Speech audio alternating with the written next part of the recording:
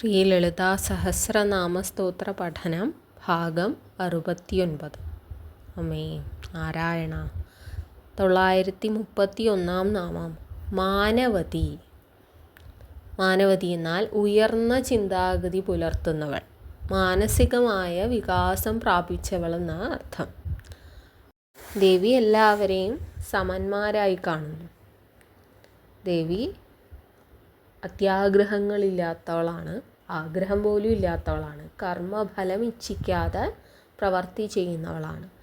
ഇങ്ങനെ പലതുകൊണ്ടും ഉയർന്ന ചിന്താഗതി ഉള്ള ആ ദേവി ഭജനത്തിലൂടെ ഭക്തനും മാനസിക വികാസം പ്രാപിക്കാനുള്ള ഒരവസരമാണ് നൽകുന്നത്. അപ്പോൾ പ്രാർത്ഥനയിലൂടെ, ദേവി ഭജനത്തിലൂടെ മാനസിക വികാസം, ആകാശത്തോളം വലിയ ഹൃദയത്തിലാണ് ദേവി സ്ഥിതി ചെയ്യുക എന്ന് പറഞ്ഞു. അപ്പോൾ ആകാശത്തോളം വിശാലമായ ചിന്താഗതി ലഭിക്കാനാണ് ദേവിയോട് പ്രാർത്ഥിക്കേണ്ടത്. 932 നാമം മഹേഷി. ദേവി മഹേശ്വര പത്നിയാണ് എന്ന അർത്ഥത്തിൽ മഹേശ്വരി എന്ന് വിളിച്ചു. ഇവിടെ അതേ അർത്ഥത്തിൽ മഹേശ്വര പത്നി എന്ന അതേ അർത്ഥത്തിലാണ് മഹേഷി എന്ന് വിളിക്കുന്നത്. 933 നാമം മംഗള ആകൃതി. ദേവിയുടെ ആകൃതി, ദേവിയുടെ രൂപം തന്നെ മംഗളദായകമാണ്. മംഗളദായകമായ, ഐശ്വര്യദായകമായ കാര്യങ്ങൾ ചേർന്നതാണ് ദേവിയുടെ ആ ആകാരം തന്നെ, ആകൃതി തന്നെ എന്ന അർത്ഥം. 934 നാമം വിശ്വമാത. വിശ്വത്തിനു മുഴുവൻ മാതാവായ, വിശ്വത്തിനു മുഴുവൻ ജന്മം നൽകുന്ന വിശ്വജനനിയായ ദേവി വിശ്വമാത, അല്ലെങ്കിൽ വിശ്വം മുഴുവൻ നിറഞ്ഞു നിൽക്കുന്ന, ഒംനി പ്രസൻ്റ് എന്ന് പറയും. എല്ലായിടത്തും എല്ലായ്പ്പോഴും ഒരേപോലെ ദേവിയെ കാണാം. ആ അർത്ഥത്തിൽ ദേവിയെ വിശ്വമാത എന്ന് വിളിക്കുന്നു. 935 നാമം ജഗധാത്രി. ജഗത്തിൻ്റെ ധാത്രിയായവൾ. ധാത്രി എന്നാൽ പോറ്റമ്മ. ദേവി പെറ്റമ്മയാണ്, വിശ്വമാതയാണ്, വിശ്വത്തിന് മുഴുവൻ ജന്മം നൽകുന്നു. അവിടെ കൊണ്ട് ദേവി നിർത്തുന്നില്ല. ദേവി ആ വിശ്വത്തെ പരിപാലിക്കുന്നു. ജന്മം നൽകുന്നത് കൊണ്ട് മാത്രം അമ്മയാകുന്നില്ല, ദേവി കർമ്മം കൊണ്ടുകൂടി അമ്മയാകുന്നു. എല്ലാത്തിനെയും പ്രസവിച്ച് പരിപാലിച്ച് വേണ്ട പോഷകങ്ങളൊക്കെ നൽകി വളർത്തുന്നതും ദേവി തന്നെ എന്ന് അർത്ഥം. ഈ അർത്ഥത്തിൽ തന്നെയാണ് ദേവിയെ വിധാത്രി എന്നും വിളിച്ചത്, സംരക്ഷക എന്ന അർത്ഥം. 936 നാമം വിശാലാക്ഷി. വിശാലമായ അക്ഷികൾ, നേത്രങ്ങളുള്ളവൾ. ദേവി ജഗത്തിന് മുഴുവൻ അമ്മയാണ്. അപ്പോൾ ലോകം മുഴുവൻ ദേവിയുടെ മക്കളാണ്. അപ്പോൾ മക്കളിങ്ങനെ പല ദിക്കുകളിൽ നിന്ന് പലപ്പോഴായിട്ട് വിളിച്ചുകൊണ്ടിരിക്കുകയാണ്. അപ്പോൾ എല്ലായിടത്തേക്കും ഓടിയെത്താനായിട്ട് ആ കണ്ണുകൾ, അതത്രയും വിശാലമായിട്ടുള്ള കണ്ണുകളാണ്. ദേവിയുടെ കണ്ണുകൾ ചലൻമീൻ പോലെയാണ്, ചലിക്കുന്ന മീനുകളെ പോലെയാണ് എന്ന് ലളിതാ സഹസ്രനാമത്തിൽ തന്നെ പറയുന്നുണ്ട്. ആ കണ്ണുകൾ എന്തുകൊണ്ടാണ് എപ്പോഴും ചലിച്ചുകൊണ്ടിരിക്കുന്നത്? കാരണം എവിടെ നിന്നാണ് എപ്പോഴാണ് വിളി വരുന്നതെന്ന് അറിയില്ല. അപ്പോൾ ആ വിളികൾക്ക് കാതോർക്കുന്നതിനൊപ്പം ആ വിളി കേട്ട ഭാഗത്തേക്ക് ആ കണ്ണുകൾ ഇങ്ങനെ ചലിച്ചുകൊണ്ടിരിക്കുന്ന വിധത്തിലുള്ള വിശാലമായ നേത്രങ്ങളോടുകൂടിയ ദേവി ലളിതാംബിക. 937 നാമം വിരാഗിണി. രാഗ, ദ്വേഷ, ലോഭ, മോഹാദികളൊന്നും ഇല്ലാത്തവൾ. ഒന്നിനോടും പ്രത്യേകമായിട്ടൊരു രാഗം, സ്നേഹം, മമതയൊന്നും പുലർത്താത്ത ദേവി ലളിതാംബിക. ദേവി വളരെ ഡിറ്റാച്ച്ഡ് ആണ്, ഒന്നിനോടും പോയി ഒട്ടിച്ചേർന്ന് നിൽക്കാത്തവളാണ്. ദേവിയുടെ മനസ്സ് അത്രത്തോളം വിശാലമാണ് എന്ന് നേരത്തെ പറഞ്ഞു. ദേവി മാനവതിയാണ്. ആ വിശാലമായ ഒരു ലോകവീക്ഷണമുള്ളത് കൊണ്ടാണ് ദേവിക്ക് രാഗദ്വേഷ മോഹാദികളൊന്നും ഇല്ലാതിരിക്കുന്നത്. ഇനി ദേവിക്ക് വൈരാഗ്യവും ഇല്ല എന്ന അർത്ഥത്തിൽ വിരാഗിണി എന്ന് വിളിക്കാം. വൈരാഗ്യം എന്നാൽ ആഗ്രഹം അല്ലെങ്കിൽ അത്യാഗ്രഹം എന്നൊരർത്ഥത്തിൽ വൈരാഗ്യ ബുദ്ധിയില്ലാത്ത ദേവി ലളിതാംബിക. 938 നാമം പ്രഗത്ഭ. ദേവി വിദഗ്ധയാണ് എന്ന് മുൻപൊരു നാമത്തിൽ പറഞ്ഞു. അതേ അർത്ഥത്തിൽ ദേവി പ്രഗത്ഭയാണ് എന്ന് പറയുന്നു. ദേവി കൈകാര്യം ചെയ്യുന്ന സമസ്ത മേഖലകളിലും ഏറെ സാമർഥ്യം പുലർത്തുന്നവളെന്ന അർത്ഥത്തിൽ പ്രഗത്ഭ. ദേവി പ്രപഞ്ചത്തെ മുഴുവൻ സൃഷ്ടിക്കുന്നു എന്ന് പറയുമ്പോൾ ഒരു ഇല എടുത്തു നോക്കിയാൽ ആ ഒരു ഇല ഉണ്ടാക്കുന്നതിൽ അതിലെത്രത്തോളം ഡീറ്റെയിൽസ് ഉണ്ട്. അപ്രകാരം പ്രപഞ്ചത്തിലെ ഓരോ കണികയെയും രൂപപ്പെടുത്തുന്നതിൽ ദേവി അർപ്പിച്ചിട്ടുള്ള ആ ശ്രദ്ധ തികച്ചും പ്രശംസനീയമാണ്. ദേവി പ്രഗത്ഭയാണ് എന്ന് പറയാതിരിക്കുക വയ്യ. 939 നാമം പരമോധാര. ദേവി അമ്മയാണ്, ജഗത് ജനനിയാണ്, വിശ്വമാതാവാണ്. അപ്പോൾ ആ അമ്മയെപ്പോലെ വാരിക്കൂരി നൽകുന്നവൾ, ചോദിക്കാതെ തന്നെ അനുഗ്രഹങ്ങൾ ഇങ്ങനെ വാരിക്കോരി നൽകുന്ന ദേവി ലളിതാംബിക. ഉദാര മനസ്കയായ ദേവി. ദേവിക്ക് എത്ര കൊടുത്താലും മതിയാവില്ല. അതിലൊരു പിശുക്ക് കാണിക്കാത്ത ദേവി ലളിതാംബിക. 940 നാമം പരമോദ. ദേവിക്ക് ആഗ്രഹങ്ങളില്ല, അത്യാഗ്രഹം തീരെയില്ല, ആരോടും വിദ്വേഷമില്ല, ഒന്നിനോടും പ്രത്യേകിച്ചൊരു മമതയില്ല, കർമ്മഫലം ഇച്ഛിക്കുന്നില്ല, കർമ്മം ചെയ്തുകൊണ്ടേയിരിക്കുന്നു. ഇപ്രകാരം താനാണ് കർമ്മം ചെയ്യുന്നത് എന്നൊരു ഭാവം പോലും ഇല്ലാതെ ലീലകളാടുന്നത് പോലെ കർമ്മം ചെയ്യുന്നത്. ഇപ്രകാരമുള്ള ദേവി പരമോദയായിരിക്കും എന്നത് ഇനി പ്രത്യേകം എടുത്തു പറയണോ? ദേവി സദാ തുഷ്ടയാണ് എന്ന് മുന്നേ പറഞ്ഞു. സദാ ആനന്ദത്തിൽ ആറാടിയിരിക്കുന്ന ദേവി ലളിതാംബിക.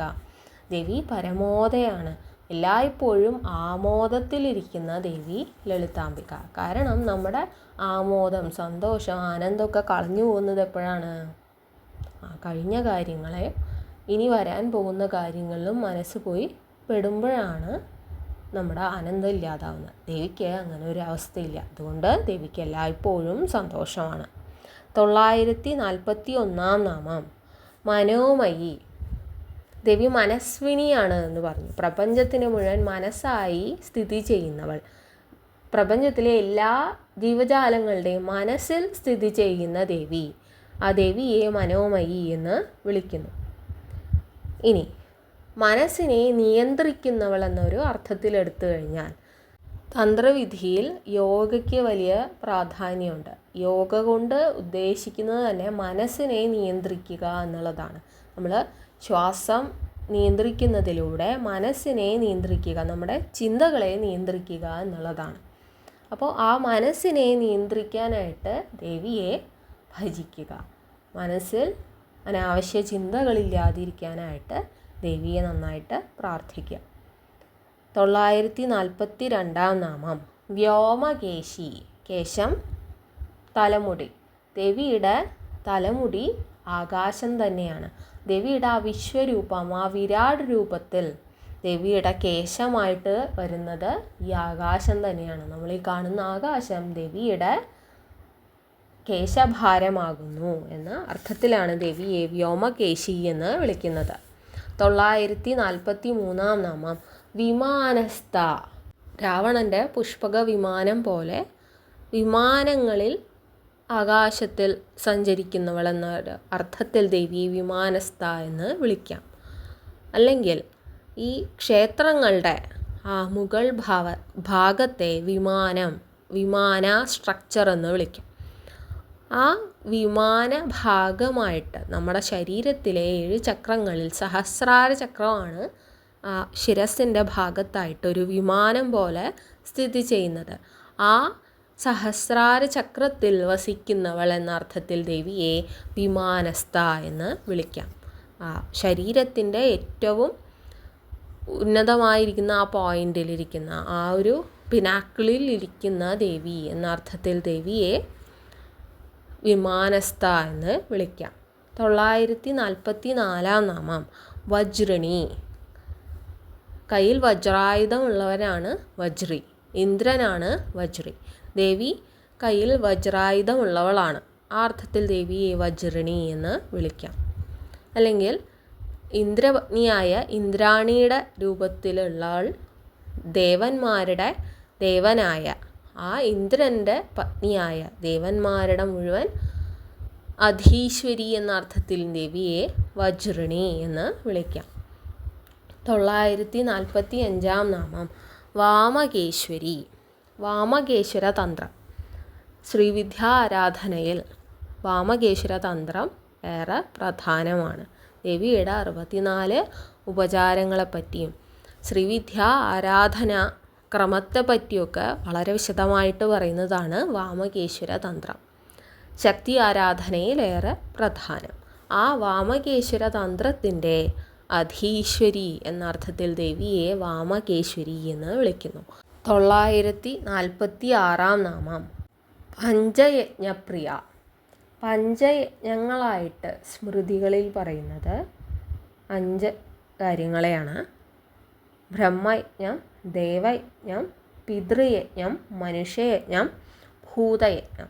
ഈ 5 യജ്ഞങ്ങളും കൃത്യമായിട്ട് ചെയ്യുന്ന ഒരു മനുഷ്യനാണ് ജീവിതത്തിൽ ജീവിത സാക്ഷാത്കാരം ഉണ്ടാവുന്നത് എന്ന് സ്മൃതികളിൽ പറയും. പഞ്ചയജ്ഞങ്ങളായിട്ട് പറഞ്ഞത് മനുഷ്യയജ്ഞം. അത് നമ്മൾ ഇടപഴകുന്ന മനുഷ്യരോട് നമ്മൾ പുലർത്തേണ്ട ഒരു ബേസിക് മാനേഴ്സ് എന്ന അർത്ഥത്തിലാണ് മനുഷ്യയജ്ഞം എന്ന് പറയുന്നത്. How should we treat others? നമ്മളെ ഇടപഴകുന്ന മറ്റു മനുഷ്യന്മാരെ നമ്മളെങ്ങനെ ബഹുമാനിക്കണം, നമ്മളവരെ എങ്ങനെ സേവിക്കണം എന്നുള്ളതാണ് മനുഷ്യയജ്ഞം. ഈ ബ്രഹ്മയജ്ഞമാണ് സ്പിരിച്വൽ ലേണിങ്ങിന് വേണ്ടി നമ്മൾ അർപ്പിക്കുന്ന സമയമാണ് ബ്രഹ്മയജ്ഞം. ദേവയജ്ഞമാണ് നമ്മൾ ദേവന്മാരെയും ദേവിമാരെയൊക്കെ പ്രീതിപ്പെടുത്തുന്നതിനായിട്ട് നമ്മൾ എന്തൊക്കെ ചെയ്യുന്നു എന്നുള്ളത്. ഭൂതയജ്ഞമാണ് മനുഷ്യരല്ലാത്ത സർവ ചരാചരങ്ങൾക്കും വേണ്ടി നമ്മൾ എന്ത് ചെയ്യുന്നു എന്നുള്ളത്. പിതൃയജ്ഞം നമ്മുടെ പിതൃക്കൾക്ക് വേണ്ടി നമ്മൾ നൽകുന്ന ആ ഒരു കോൺട്രിബ്യൂഷൻ, നമ്മുടെ കുടുംബജീവിതം, അതാണ് നമ്മൾ പിതൃക്കൾക്ക് നൽകുന്ന കോൺട്രിബ്യൂഷനായിട്ട് പറയുന്നത്. ഈ 5 യജ്ഞങ്ങളും കൃത്യമായിട്ട് പാലിക്കുന്ന ഒരാൾക്ക് മാത്രമാണ് ഒരു completion of A life circle എന്നാണ് സ്മൃതികളിൽ പറയുന്നത്. അപ്പോൾ ഈ 5 യജ്ഞങ്ങളും ചെയ്യുന്നവരിൽ പ്രിയമുള്ളവൾ ദേവി പഞ്ചയജ്ഞപ്രിയ. 947 നാമം പഞ്ചപ്രേത മഞ്ച അധിശായിനി. പഞ്ചപ്രേതങ്ങളാണ് ദേവിയുടെ ആ മഞ്ചം, ദേവി ശയിക്കുന്ന മഞ്ചത്തിൻ്റെ കാലുകളായി ദേവിയെ താങ്ങി നിർത്തുന്ന ആ പഞ്ചപ്രേതങ്ങളാരൊക്കെയാണ്? ബ്രഹ്മ, വിഷ്ണു, രുദ്രൻ, മഹാദേവൻ, സദാശിവൻ. ഇവരാണ് പഞ്ചപ്രേതങ്ങളായിട്ട് പറയുന്നത്. ഇവരാകുന്ന ആ മഞ്ചത്തിൽ ശയിക്കുന്നവളാണ് പഞ്ചപ്രേത മഞ്ച അധിശായിനി. ഇനി 948 നാമം പഞ്ചമി. ഈ പഞ്ചപ്രേതങ്ങളിൽ ബ്രഹ്മ, വിഷ്ണു, രുദ്ര, മഹാദേവ, സദാശിവന്മാരിൽ പഞ്ചമനായിട്ട് വരുന്നത് സദാശിവനാണ്. സദാശിവൻ മഹാദേവൻ്റെ ഏറ്റവും സുപ്രീമായ ഏറ്റവും ശക്തിയേറിയ ഭാവമായിട്ട് പറയുന്നതാണ് സദാശിവൻ. ആ സദാശിവ ഭാവത്തിലുള്ള മഹാദേവൻ്റെ പത്നിയായ ദേവി ലളിതാംബികയാണ് പഞ്ചമി. ഇനി അതല്ലെങ്കിൽ സപ്തമാതൃക്കളിൽ പഞ്ചമിയായിട്ട് പറയുന്നത് വാരാഹി ദേവിയാണ്. 5ാമത്തെ മാതാവാണ് വാരാഹി.